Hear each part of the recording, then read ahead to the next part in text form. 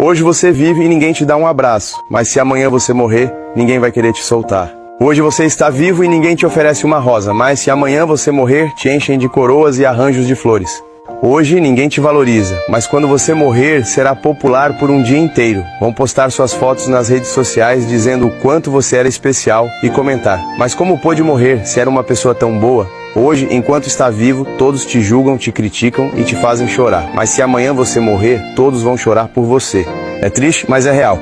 A dura verdade é que muitas vezes passamos despercebidos em vida, mas ao morrer nos tornamos o centro das atenções. Não espere ser valorizado enquanto está aqui, porque só na tua ausência é que vão te lembrar e chorar por ti. É triste, mas esse é o mundo em que vivemos. Aproveite cada momento para fazer a diferença e deixar uma marca inesquecível, mesmo que seja apenas na memória passageira dos outros.